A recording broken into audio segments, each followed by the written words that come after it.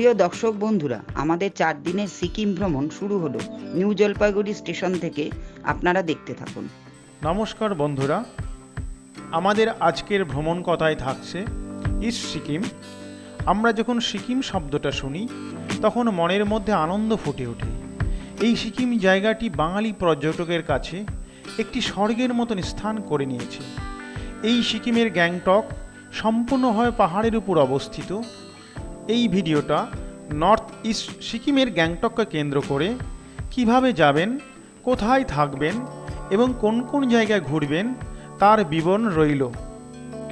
আপনাদের কলকাতা বা অন্য কোনো জায়গা থেকে ট্রেনে বা বাসে চেপে এনজেপি পৌঁছাতে হবে। সেখানে থেকে যদি গাড়ি রিজার্ভ করেন তাহলে 5,000 থেকে 5,500 টাকা লাগতে পারে। এবং যদি আপনারা শিলিগুড়ি বাসস্ট্যান্ডে থেকে সরকারি বা বেসরকারি বাসে গ্যাংটক যেতে পারেন, তাতে পার হেড 2 থেকে 300 টাকা পড়তে পারে। আমরা এখন চলেছি গ্যাংটকের উদ্দেশ্যে। সময় লাগবে প্রায় 4.5 ঘন্টা। এরপর আমাদের গাড়ি এসে পৌঁছালো তিস্তা নদীর ধারে একটি রেস্টুরেন্টে, সেখানে কিছু খাওয়ার উদ্দেশ্যে। আমরা এখন এই রেস্টুরেন্টে চাউমিন অর্ডার করলাম। কিছুক্ষণ পরে আমাদের এসে পৌঁছাবে চাউমিন। তারপর এই রেস্টুরেন্টের মনোমুগ্ধকর দৃশ্য তিস্তা নদীর ধারে আমাদেরকে ভীষণভাবে আনন্দ দিয়েছে। এই খাওয়া দাওয়া শেষ করার পরে আমরা চারিদিকে ঘুরে দেখলাম। অবশেষে চলতে শুরু করলাম গ্যাংটকের উদ্দেশ্যে। তিস্তা নদীর ধার দিয়ে চলতে চলতে আমরা অবশেষে বিকেলে পৌঁছালাম গ্যাংটকের দেউরালি বাসস্ট্যান্ডে। সেখান থেকে প্রাইভেট গাড়ি করে পৌঁছানো হলো হোটেলে। পরের দিন আমাদের যাত্রাপথ হবে নাথুলা পাস, বাবা মন্দির, সাঙ্গু লেক।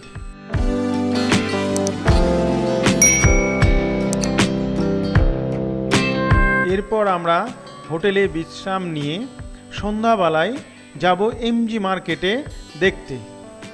তাই আমরা হোটেলে এসে ভোটার কার্ড, ফটো জেরক্স দিয়ে পাস রেডি করতে দিলাম হোটেলে। এখন আমরা গ্যাংটকের এমজি মার্কেটে। এখানে সন্ধ্যায় কেনাকাটা করতে পারেন নিজের বাড়ির জন্য।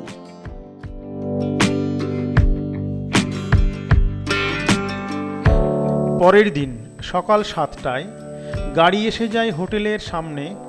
আমরা যখন সকলে মিলে গাড়ি চেপে চলতে শুরু করলাম নাথুলার উদ্দেশ্যে। উঁচু পাহাড়ের আঁকাবাঁকা পথ দিয়ে চলতে থাকলাম। এই গ্যাংটক থেকে 55 কিলোমিটার দূরত্ব হলো নাথুলা। এই নাথুলা পাস হলো ইন্দো চায়না বর্ডার, যার উচ্চতা 14,140 ফিট। আমরা 14,000 ফুট এখানে উঁচু থেকে নাথুলা প্রদেশ বর্ডার, এখানে চায়না এবং ইন্ডিয়া বর্ডার। এখানটায় বরফ শীতকালে সবসময় পড়ে থাকে। এই মনোরম দৃশ্য দেখতে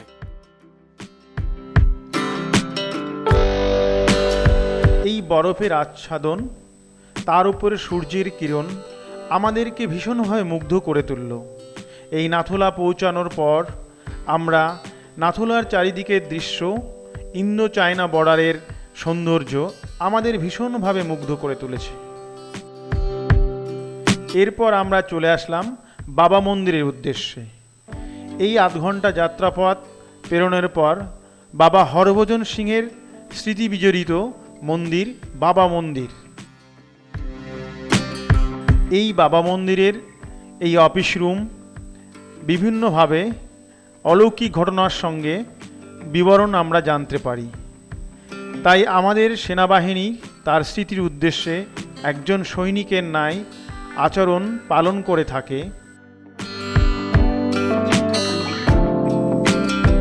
এবার আমরা চলতে শুরু করলাম সাঙ্গু লেকের উদ্দেশ্যে। সাঙ্গু লেকের উচ্চতা প্রায় 12,400 ফিট।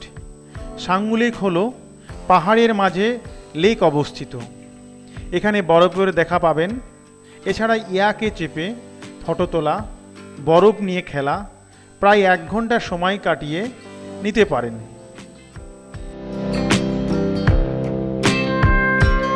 বাবা মন্দির থেকে সাঙ্গু লেক যাত্রাপথে আমাদের সময় লাগলো আধ ঘন্টা।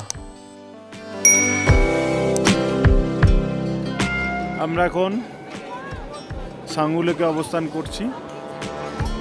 বিশেষভাবে এখানকার মনোরম দৃশ্যের চারিদিকে বরফ জমানো, পাশাপাশি ইয়াক্কে চড়া একটা বিশেষ রাইডিং। এছাড়া এখানে রোপওয়ের সিস্টেম আছে, আপনারা মনে করলে রোপওয়ে চড়ে গোটা লেকটাকে ভিউ দেখতে পারেন। এটা হচ্ছে সাঙ্গু লেকের বিশেষত্ব। এখানে বেশিক্ষণ কাটাতে পারেন, বেশ ভালো লাগবে।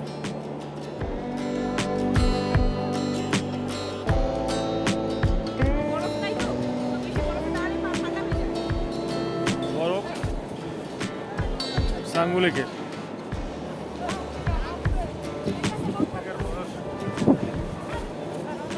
ভীষণভাবে স্লিপ কাটছে।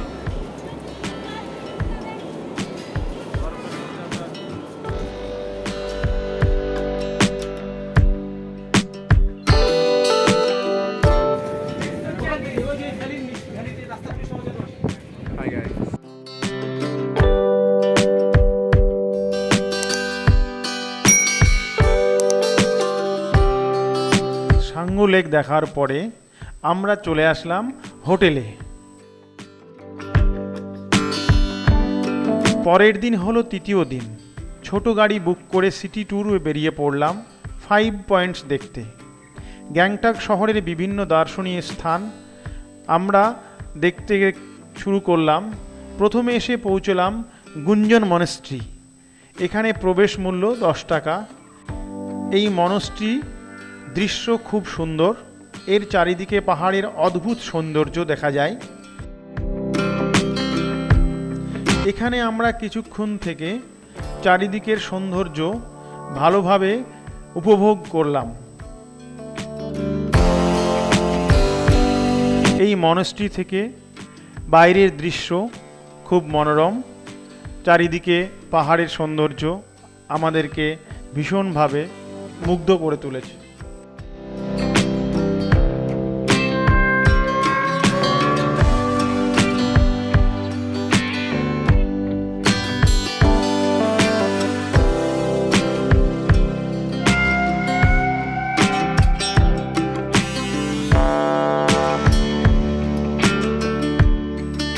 এরপর আমাদের ভিউ পয়েন্ট হলে গণেশ টক। আমরা চলে আসলাম গণেশ টক দেখতে।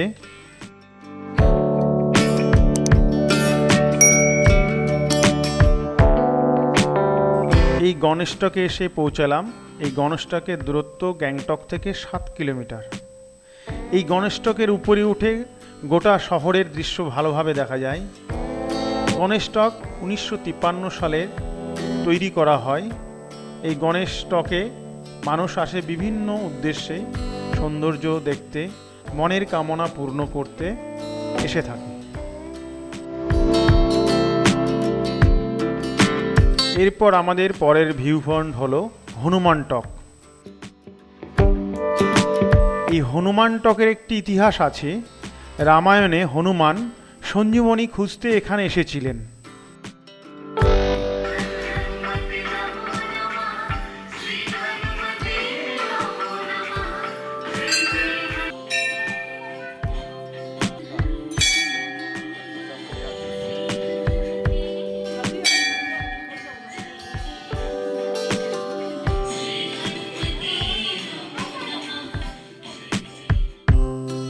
এরপর আপনারা যেতে পারেন ভিউ পয়েন্ট সিকিম গভর্নমেন্টের হ্যান্ডিক্রাফট মিউজিয়াম দেখতে।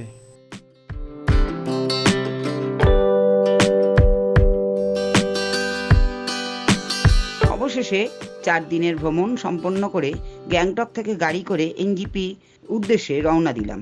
ভিডিওটা ভালো লাগলে লাইক ও শেয়ার করবেন।